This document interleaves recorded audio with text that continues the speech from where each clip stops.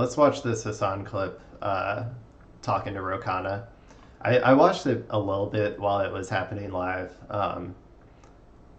It pissed me off, so that's why I'm going to watch it. Ladies and gentlemen, Congressman Khanna is here. Welcome to the broadcast. I don't know where you're at right now. There's a lot of snow behind you, and I know you're not in San Francisco. Where are you at, Khanna? I was at Dartmouth doing a town hall. I was at Stanford last week on AI, and so Dartmouth also was key in developing AI. So we were doing a town hall with students, packed house on the Epstein class and AI. Of course, Iran came up a lot. Yeah, I actually saw in one of your town halls, there were a bunch of constituents that you were addressing that tried to tell you, like, no, we have to do regime change in Iran, as a matter of fact, because the Iranian government has been incredibly repressive. Now, that is true. The Iranian government has been incredibly repressive in dealing with their own domestic affairs and in putting down any sort of resistance movements. Having said that, however, your answer was pretty there's nobody watching. You talked about how American intervention is not going to help the Iranian But it might go up on YouTube and unfortunately, only a couple short days after, we are now seeing that the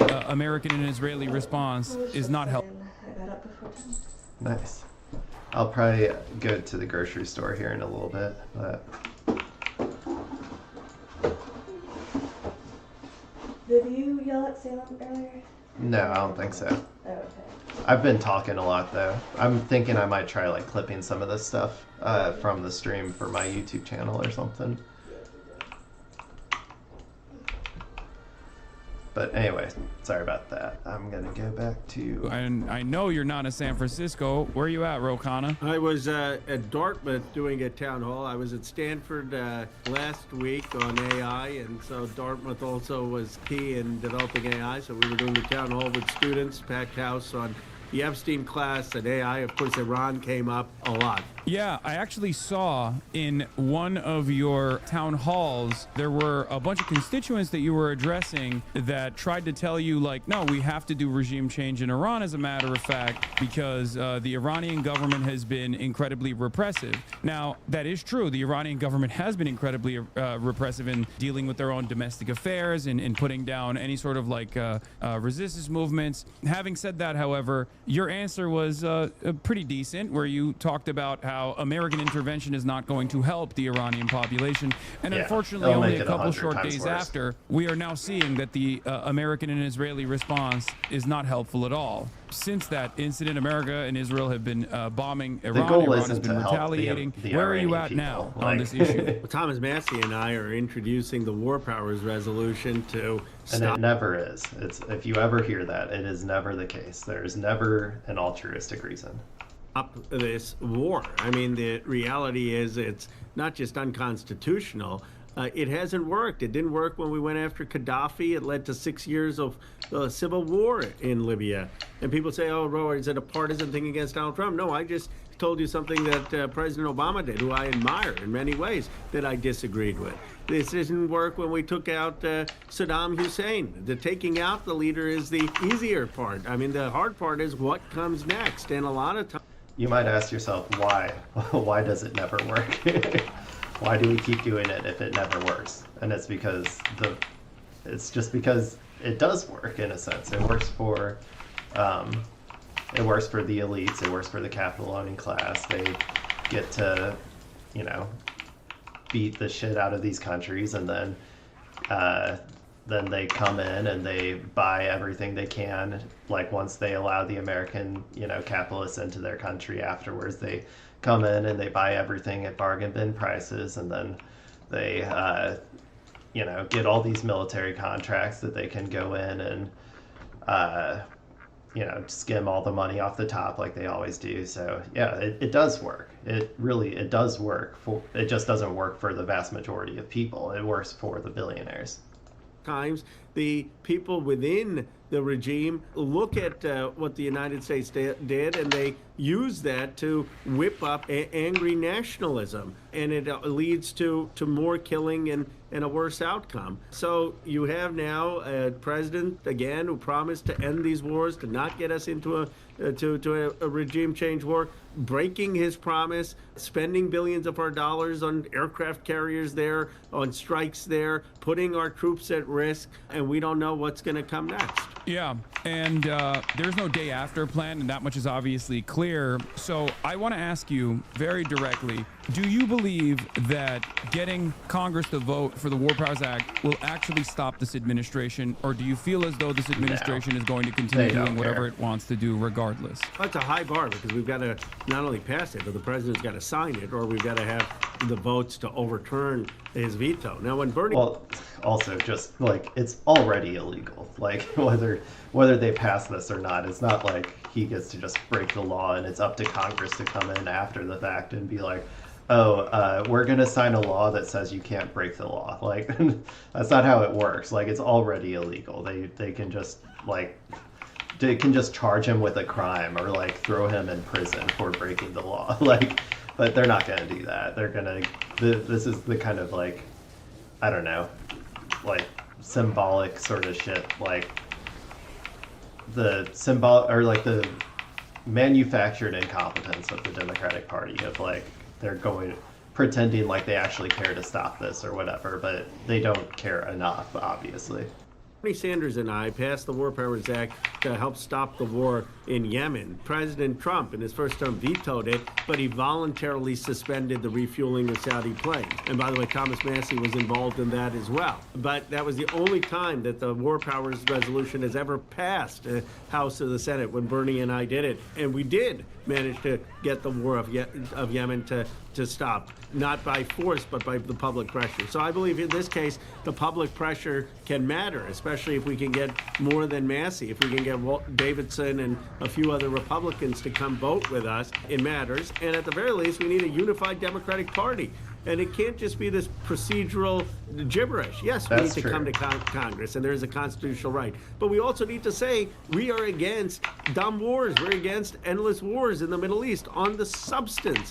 We are not for taking unilateral action Unfortunately, that's and not where engaged in these the wars. majority Of of course, the the Democratic Iranian Party regime is is. brutal, and they killed their own citizens, and there was repression, and there's no denying that. But this is not the way to solve the humanitarian matter. We should have had an international coalition with targeted sanctions against the regime. We should have negotiated with China, which currently is providing cover for the regime. Why wasn't this part of the bilateral negotiations with China to be tougher on the sanctions with Iran? We should have taken it to the UN Security Council. We did none of the hard work of diplomacy. Oh, So, wait. Let me Cover go for back the here. regime? Why wasn't this part of the bilateral negotiations? What? Okay.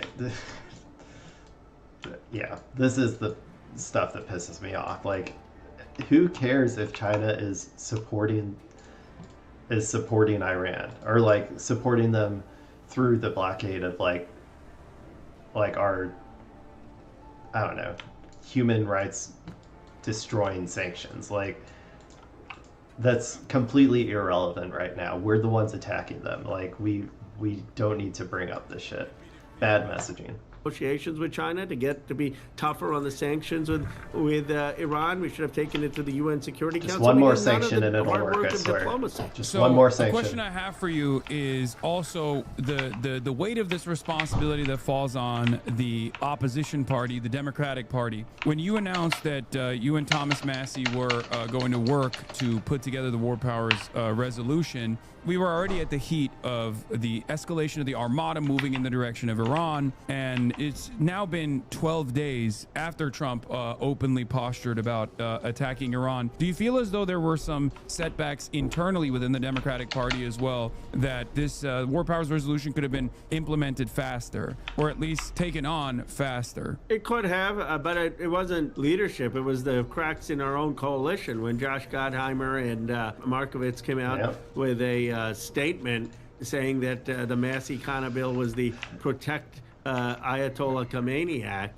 That created division where we felt, okay, are we going to lose 20 to... Oh my god, dude. The Democrats suck. Jesus. 30 Democrats in the vote, which would have been an incredible signal of They should have gone through with it anyway. We needed those names, those 30 names. Like, we're never going to get those names now. So, weakness. And so we regrouped, and it was a short work week. Johnson cut some of the days. And then we now got 3 days ago, or mid last week, the consensus. So now I think the defections would be minimal. But we still need a very strong Democratic vote next week. Where do you think these defections are coming from, especially considering that the recent Gallup poll data shows? And trust me, there will always be exactly as many defections as there needs to be to not pass the bill. Like, it's not going to get passed. There will be just enough defections to not pass it. For the first time ever that the plurality of Americans are actually sympathetic to Palestinians over the Israelis. And this is not even just about Israel-Palestine, of course, even though it's obvious that this is Israel's design, Israel's ambition in the region for quite a long time now. Where do you think these defections are actually coming from? Because there's clearly not a lot of Democratic appetite in the base of the party, let alone the base of every party at this point. Independents are majority not in favor of going to war with Iran.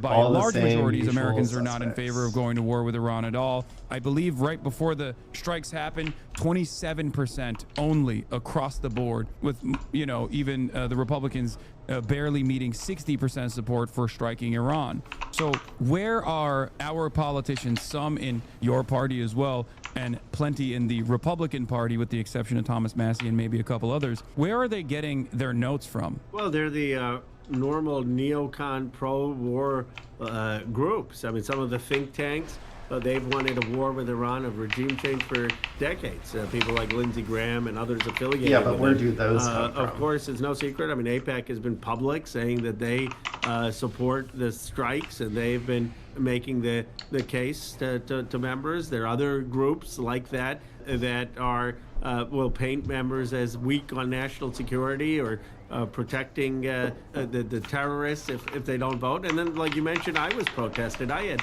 200 or so people shout at me in my own town hall, and that was the Iranian American community that was very pro-war and pro-us getting involved in the Middle East. The YouGov poll from 228 asked if the Americans approve of the U.S. attacks on Iran on Saturday, and 44% said they disapprove, and only 34% said they approve, and 22% said that they were. Dude, Democrats love when someone comes and actually protests, or protests for the position, or the position they actually want, right? Like, they want to be pro-war with Iran, so they just when an Iranian expat comes up and is like, oh,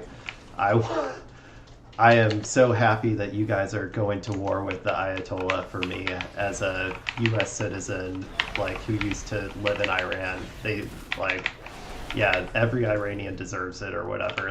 The Democrats will always place outsized influence on those people protesting, and never as much influence on the the people who are actually against the war. We're not sure. With the Democratic Party, 70% disapproved and only 10% approved. With the Republican Party, it was 69% approval, 12% Ooh, if you wanted, you could put me on in the background, muted or something. I suppose. Because you can hear me in person. You don't need to listen to me.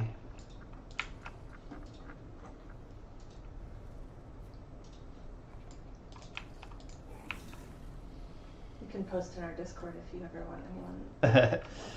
Not yet. I'm still figuring out how I want to do it before I get people I know watching. But disapproval, and amongst the independents, it was again a majority disapproval at 52%. There is no popular appetite for this, even after Donald Trump has conducted these strikes, even down to the Republican Party, where it's only a 69% approval rating, which is fairly low for actions taken by the Trump administration, as adjusted to past performance for whatever domestic or foreign policy affair Trump engages in. So what will it take for our representatives to actually represent the democratic interests of the majority, overwhelming majorities, in your opinion? What can we do as American citizens? We need the most strong mobilization right now on the Khanna Massie War Powers Resolution.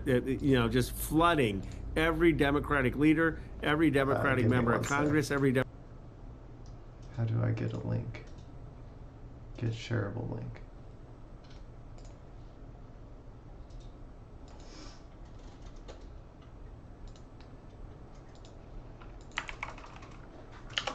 See if you can go there.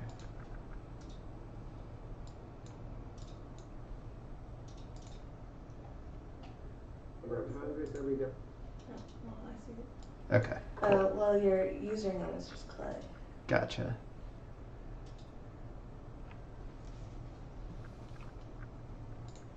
Okay. Democratic senator saying, well, how do we get a unanimous vote? We got to flip Gottheimer. We got to flip Markowitz on this. We got to say this is a time you stand with the Democratic Well, Party you gotta pick a in spot. unison, You- and you stand What's against that? a president who's gone to an illegal war that could have Exactly. repercussions That's why I like the cropped it Iraq to War. It's that as size. consequential a I wanted a to vote. keep the And cat so fed, but all of your listeners and have got not a have huge you. base. If they can just help get an enormous social media movement that we should become the anti-war party. Look, Donald Trump took that and lied about it, that slogan from us. He said, I'm going to be the pro-peace candidate. I'm going to be the anti-war candidate in 2024. The kiddies, we have got to be the anti-war party. We've got to say I don't know that if what you Trump can. did in Venezuela was illegal and wrong. What he's doing in They'll show up Iran is eventually. illegal and wrong, and not mince words. You know, some of these Democratic statements, I'm not going to say which ones because I don't want to pick a fight with my own party, but some of these statements, you read it and I don't know what they're saying. It's a bunch of, you know, I have to get to paragraph 6 to understand, well, are they against it? Are they for it? I mean, Yeah. it's such a long prelude. I'm thinking, okay, are they for... This is what they do, though. They have to twist their message into not so as not to anger their donors. Like, their donors want this to happen, but they are the they're the opposition party, so they have to at least pretend like they don't want this to happen. And so so that's why they have to twist themselves into knots with bad messaging. Going to come out with a Fetterman on for the strikes, and then they're like, no, it's illegal. So just say we're against endless wars. We're against intervention in these cases. We're against spending people's money on these wars where we know from experience from Libya, from Iraq, from what happened in 20 years in Afghanistan, that they don't work. Do you feel like offering justifications to why? Like I said, they don't work for us, the people. They do work for the billionaires. There is a necessity for regime change, while simultaneously talking about the process in which this regime change is taking place is actually a failure in the response within the Democratic Party for those who choose to speak on this issue on such terms. I think it should start with the war in Iran is wrong, that we should not be getting involved in another Middle East war, that we should not be spending billions of dollars on this and our aircraft carriers there, that it can foment an ugly Iranian nationalism that could make the situation worse, that it could foment civil Ugly war nationalism. and sectarian violence that could lead to more people being killed. And in that, one can then say that we understand that the Iranian regime is a brutal regime that is killing its own people, and that we call for human rights and we call for the Iranian regime to be sanctioned for what they're doing, to build an international coalition for what against what they're doing, and then we call Shut for up. the recognition of human rights in these places and Just standing one for- more sanction. If we sanction them just a little bit harder, then they'll have complete and total freedom and autonomy. I swear, it'll happen. Same with Cuba. As soon as we just one more sanction, and then the people will have their freedom. for that as an international community. I don't think that what we should be doing is openly calling for regime change with the assumption that the United States. See, he's complaining about the bad messaging of his fellow Democrats while he just also engages in bad messaging. Like, the sanctions and shit, that's completely irrelevant, and also we should have a, come to Jesus moment about how that's also terrible for the people of Iran, but that's never going to happen. So, like, I don't know. It's just all a little hypocritical. This kind of stuff. Khanna, he's real good on some stuff. The Epstein stuff, he did a really good job, but I think that he has the same bad foreign policy ideas that everybody in the Democratic establishment has. States' military And Republican establishment. is going to help facilitate that. That goes Okay, without saying. so you're saying as long as the wording is flipped on and the weight is adjusted in the direction of no war with Iran, but then talking about the Iranian administration's repressive nature is Pointless to this probably a conversation. better alternative. The reason why I'm asking this question is because clearly when these kinds of statements come out, right in the aftermath of the Israeli-American joint strikes on Iran, taking the lives of 200 people, and according to on-the-ground reports so far, there have been not one but two schools that have been potentially targeted and hit with our missiles, very likely, where there are a lot of young schoolgirls that were slain, up to 51 in the last reports that I saw, and the numbers I think it's actually may over rise 100 now. with the total casualty numbers being 80 to 90. I think that the reality of the matter is American bombs are not going to cause liberation for the Iranian population. As a matter of fact, especially considering there's no day after plan, even if there was a day after plan, it still wouldn't cause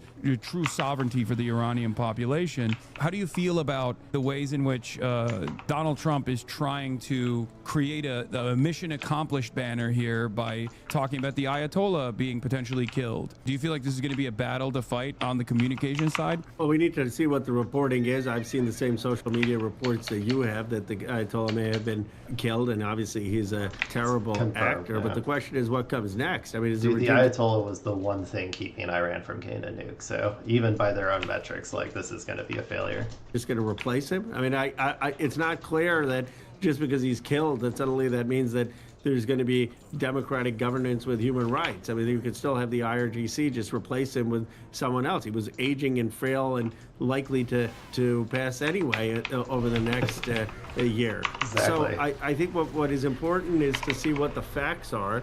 And understand that just killing people is the easier part, but the much harder part is building a government that respects human rights and democracy, So and that easy. making sure that the country doesn't descend into to civil war. It's also about not setting a precedent for Putin or Xi Jinping or other great powers that if they want, they can just go in and assassinate you, other Mem country Straw leaders Hat. if they disagree with the regime. I hope that since I'm on the left side of the screen, I'm more left than Hassan. So maybe that makes me a little bit hotter. Well, with Putin, he has done similar things in the past as well, but I don't necessarily think that the hypocrisy argument is our strongest one, but that's my own personal perspective here. The thing that I wanted to, before I let you go, and I thank you so much for coming on, one of the questions I have here is about where we go from here. Like where we go from here. What's your assessment on what the retaliation is looking like so far, what the retaliation is going to bring about? Because it does seem like this is going to be an extended conflict. Well, first Yeah. of all, I'm hopeful that it is not extended. I'm hopeful that we can extricate ourselves. I'm hopeful that our service members aren't going to get killed. I'm hopeful that we're not going to have killings of young girls in Iran. Again, I haven't been able to confirm that, but I've seen the same report. Like the way that I see it going is one of two things. Like I don't really think Trump is going to commit to boots on the ground. I think he's just too scared of being the next George W. Bush or whatever. So what I think is more likely to happen is that he's going to decide at some arbitrary point that we won, we accomplished everything, similar to what he did last time with the 12-day war, and then stop the bombings. And like I said before, I think that Iran needs to control the de-escalation this time. When they say, okay, it's over, we're done, I think Iran should just be like, actually, no, it's not. We're going to keep going until we say it's done. Because I think they're going to try to stop around the same time that they start running out of missiles interceptors again, which is what happened last time. And so if Iran just says, no, we're going to keep going for a few more days or something, and the missiles start getting through like exponentially more, I think that, like, especially hitting Israel exponentially harder for a few days, and then they say, okay, actually, yeah, we're done. It's time to stop. We'll agree to the ceasefire now or something. I think that'll really do a lot for any, I have a feeling we're going to keep doing this over and over again until, like, Iran is just a complete failed state. Like, so they need to show that they're willing to be the ones to control the de-escalation as opposed to just letting America say it's over whenever they want to say it's over, you know? Reports on social media, as you have, of this horrific sense of young girls being killed in schools, and I will find out. But we need it to to stop. And we need to have some sense of statesmanship and diplomacy now take over. And that's why I'm hoping, that's why I rearranged my schedule to come on, because you reach a lot of people. And this vote is going to be one of the most critical historic votes in their country's history. I mean, people are talking about the Epstein vote, and that was important, very important for survivors and justice and elite impunity. But this vote may even have deeper consequences, which Massey and I are bringing, which is that a clear no to getting into another war in the Middle East. I mean, that's really... He needs to connect the two as well. He needs to connect the Epstein and, Mossad ties and the billionaire interest in the region and all that stuff. He needs to do a better job at connecting the through line between those two things. What's at stake?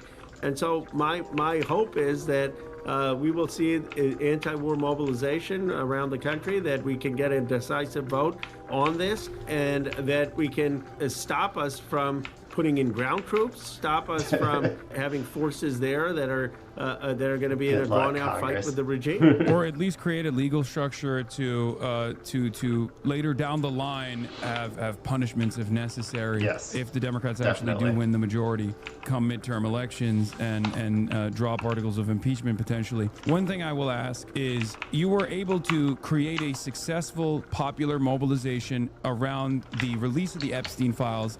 And clearly, this was something that Donald Trump ran on personally. You were able to take advantage of the base of support, the Republican side of the conversation, also wanting transparency around who was actually financially involved with Jeffrey Epstein, who was actually potentially a co-conspirator. And this is the reason why that public pressure caused even Donald Trump to sign into law, something that he's currently not following through on.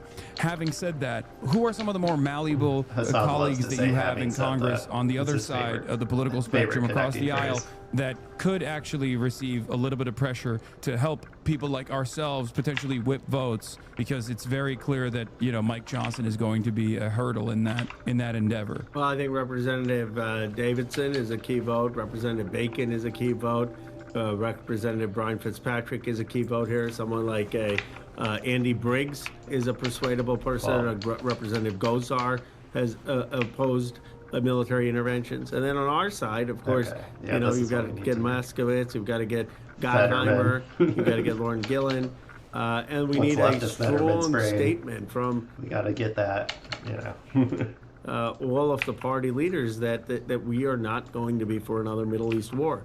And so to the extent that people are mobilizing online for strong statements in support of Massey and my bill, that will help. I mean, we've seen it from some people. AOC issued a very strong statement saying no war, support Khanna Massey's bill. She's going to do it. We need other clear, decisive statements. Of course, Pramila Jayapal and Mark Pocan, and there have been a number of people in the Progressive Caucus, Greg Kazar, who have. But we need as many of those as possible. Yeah. Last question I have for you is, you talked about potentially pressuring the Iranian government in order to bring about democracy in Iran. There was an alternative means that previous administrations utilized, one that you actually brought up yourself. Barack Obama's administration was able to successfully facilitate the JCPOA if the nuclearization was a major problem, which I don't think it is. Isn't there an alternative as far as the utilization of sanctions and the ease of sanctions in order to get assured? This is where the problem lies, is that America never cared about that. If they just didn't want Iran to have a nuke, well, all they had to do is just sit back and not do anything, because Iran didn't want a nuke. It wasn't ever really about them having a nuke. It was more about removing their sovereignty, making sure that they follow along with everything that America wants. And so that's why we got out of the deal, and that's why they're not going to create another deal, because otherwise, how are we going to use that as an excuse? If the nuclear inspectors are going in constantly saying that they don't have a nuke, well, then how are we going to pretend like they have a nuke so that we can go to war with them? We got to get out of that deal, because we can't have those inspectors going in there and saying, oh, actually, they don't have a nuke.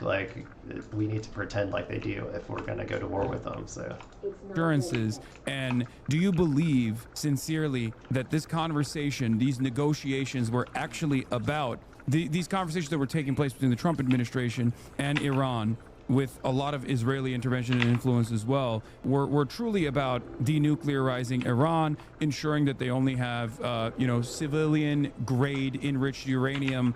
Or do you believe that that was just a casus belli to create an opportunity to strike Iran, to destabilize Iran? I believe that there were people who were negotiating, thinking they really were going to solve the nuclear issue, but the Omanis who were mediating said that they were close to a deal, that they were making There we go. progress. And yet Donald Trump Peak watch. got in his ear about a regime change, and he's gone at it from a regime change, as is evidence, if you believe the reporting about the Ayatollah, that there's allegations and evidence that he made the first strike may have been on one of the first strikes would have been on the Ayatollah. So obviously their mission was a regime change and not just the nuclear deal. I supported the JCPOA. Wow. The What was Omanis that? were saying that the United States could have gotten a better deal than even the JCPOA. We could have. Yeah, he's a big old boy. Pep is a big old boy. He's right next to our midnight super, or like the bonus material stuff we got for the WoW expansion. I wonder if there's a way to zoom in on something while I'm in here.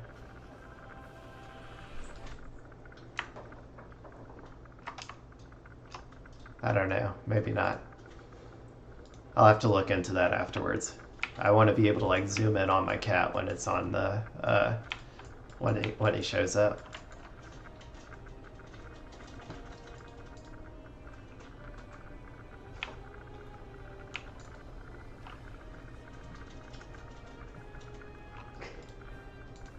Wow. What are you doing? Well, let's see. I guess this video is about over. I need to go to the grocery store and get some stuff, so I'm probably gonna call it. I had one person show up, and it was my wife. So, but maybe I can clip some stuff and throw it on my YouTube channel. I'm gonna try and start doing this more, just for funsies and to be able to, express my politics thoughts out loud instead of just muttering them to myself under my breath.